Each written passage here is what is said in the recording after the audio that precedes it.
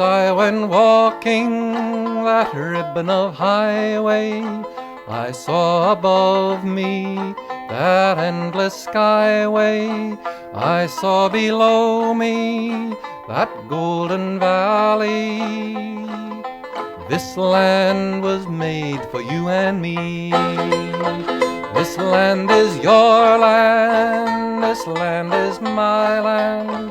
From California to the New York Island, from the redwood forest to the Gulf Stream waters, this land was made for you and me.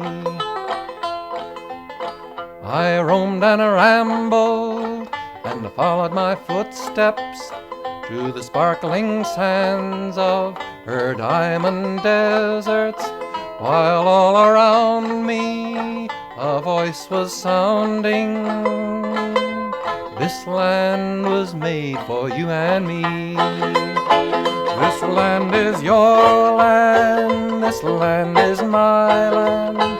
From California to the New York Island, from the redwood forest to the Gulf Stream waters, this land was made for you and me.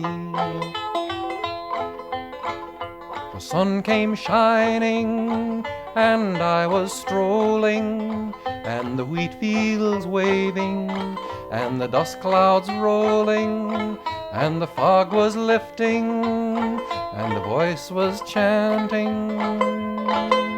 This land was made for you and me. This land is your land, this land is my land.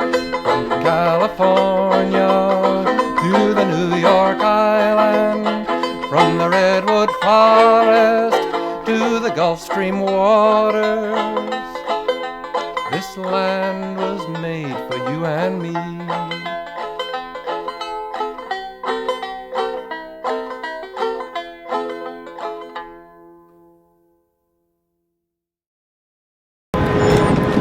On November 25th, 1783, General George Washington and what remained of his Continental Army came right here to Bowling Green to bear witness to the very end of the American Revolution, with the taking down of the last British flag still flying and raising the 13th star American flag.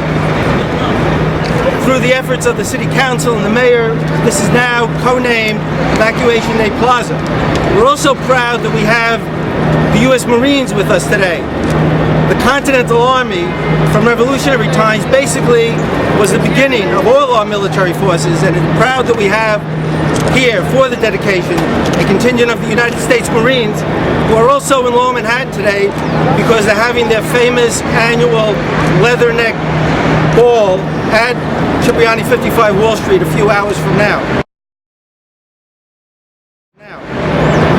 I would like to now introduce our Master of Ceremonies, Master Gunnery Sergeant Ron Durrell, U.S. Marine Corps retired, served in the Marine Corps from 1967 to 1999 with tours of duty in Vietnam and Desert Storm, and he has also become increasingly active with us at the Lower Manhattan Historical Society.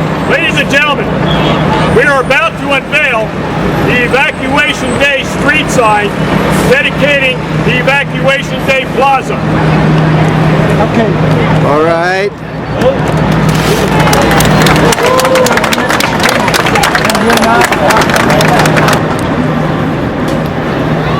Ladies and gentlemen, thank you. And thank you for coming today. You know, our country and this city has so much history that each time I attend one of these events, I leave saying to myself, you know, I really didn't know that. And I hope that when you leave today, that you will say the same thing. And that we have been able to impart some of that history on you. We have so many great speakers today. So let's begin. I first have some remarks from the president of the Lower Manhattan Historical Society, James Kaplan.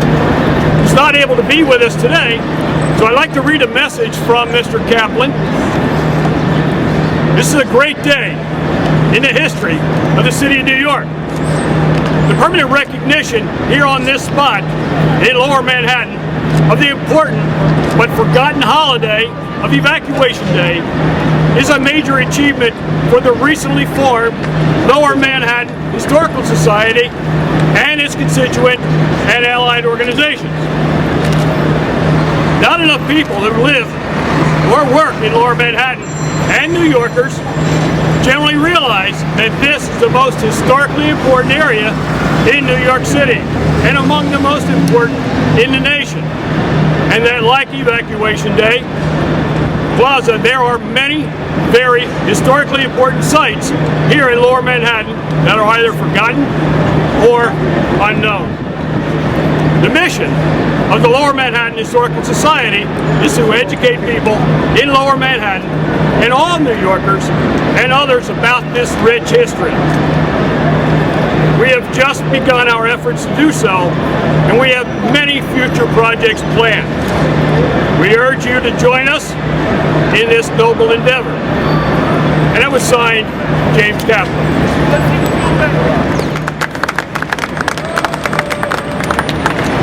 Our first speaker up is also a friend of mine. His name is Alan Millman.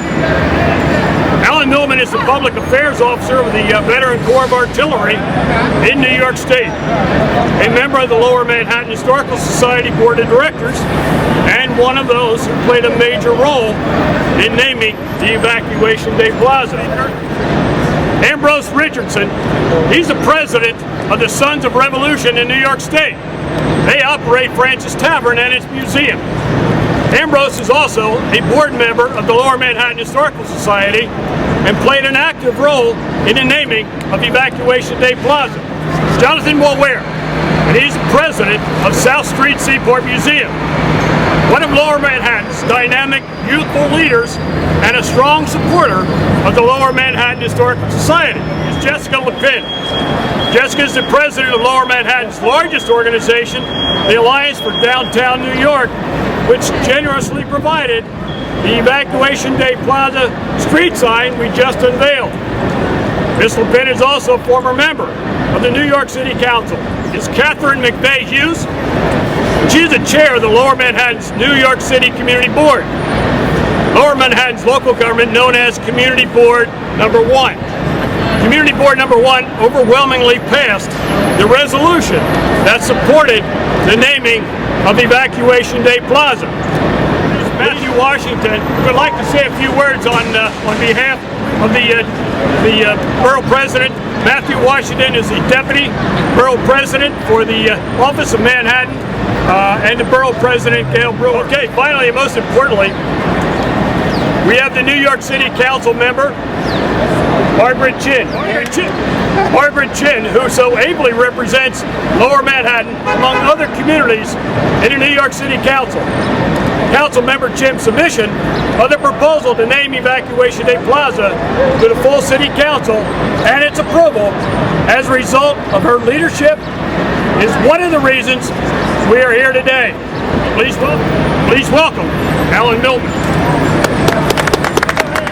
The Veteran Corps of Artillery was founded in 1790 by veterans of George Washington's army who were concerned that the Brits might try to come back, as in fact they did in 1812. The VCA is the longest continuously operating military unit in New York State. We have direct connection to Evacuation Day because one of our founders was the trooper who managed to climb the flagpole where the Brits had nailed up the British flag and then had the audacity to grease the pole so it would be difficult to take the flag down. Please welcome Ambrose Richardson. It's really rewarding to be here at this place where the revolution began and where the revolution ended.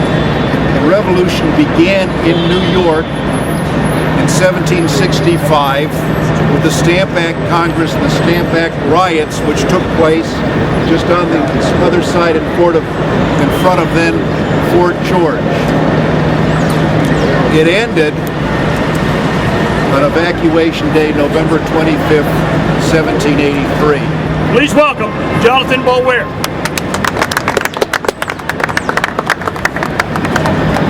Good afternoon, thank you. It's a pleasure to be here on such a great day, and I think the thing I want to point out as somebody who's got a role in making history relevant to Lower Manhattan, this is a really important day. And those of you who've been to our museum or been involved with us in one way or another know that this part of Manhattan, the lower part of Manhattan, was where New York as we now know it, the city we love, the city that never sleeps, the financial capital of the world, it began here. It began here, and it really began in the way that we think of it now on Evacuation Day. Now, I like a story. I like when there's something that's happened where a person has made an impact.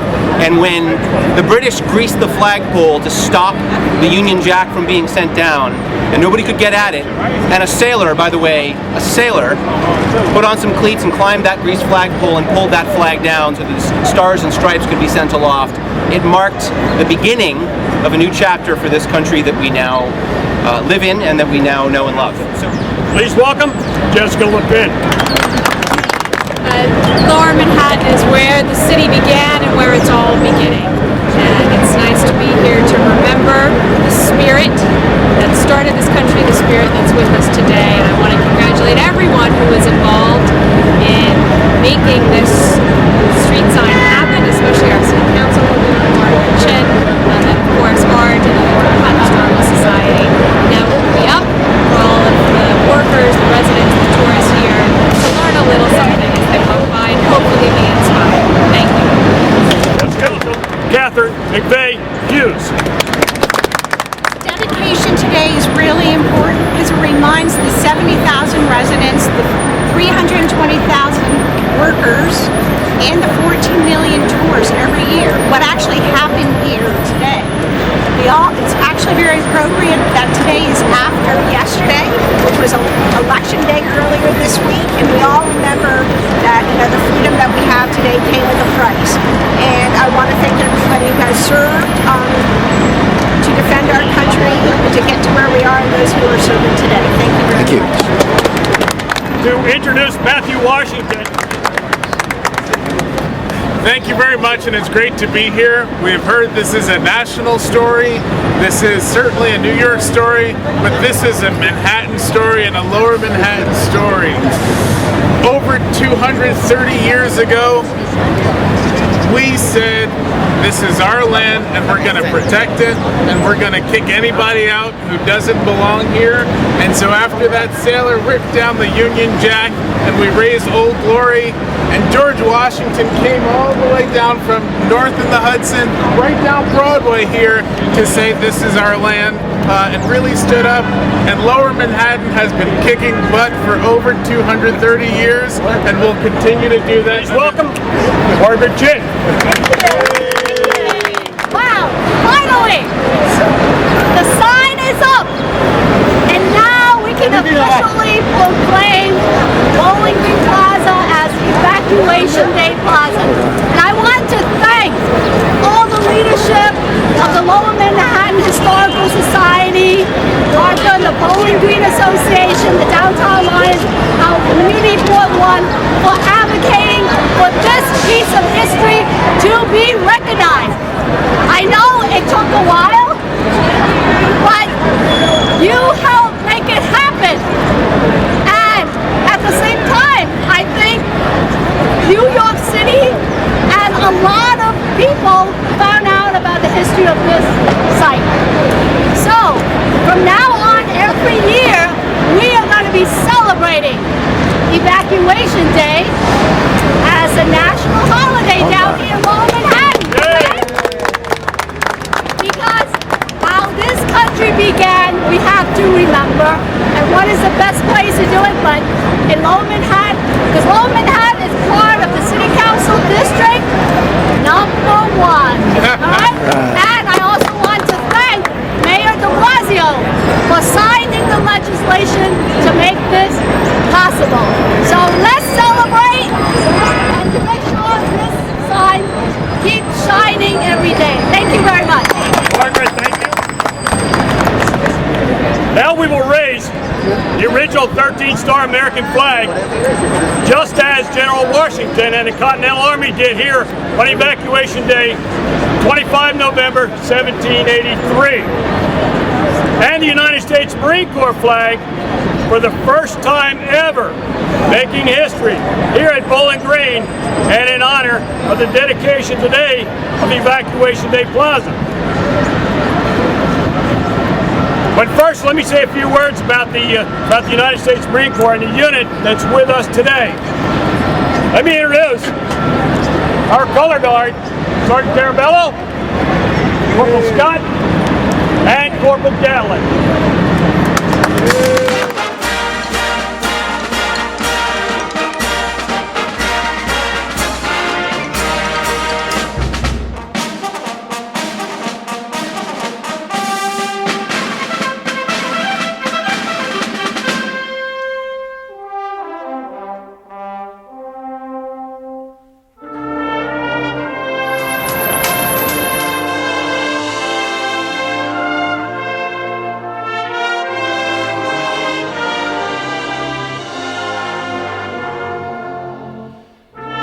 Commandant of the Marine Corps has given us a message that he would like me to read here today. On behalf of all Marines, we extend our greetings as you dedicate Bowling Green as Evacuation Day Plaza in honor of George Washington and the departure of the last British troops following the American Revolution. This is a wonderful tribute to one of our nation's most prominent figures and an important event in our history. Our Marines are proud to participate in the flag raising and dedication ceremony. The renaming of Bowling Green will keep at the forefront of all who visit with a moment that is crucial to the heritage of our great nation. We thank the New York City Council, Mayor de Blasio, for making this dedication possible, as well as all who donated time and resources to this effort. We sincerely appreciate all the New York community continues to do in honor the history of our country. All best for this memorable event. Signed, Robert B. Miller, General, United States Marine Corps, Commandant of the United States Marine Corps.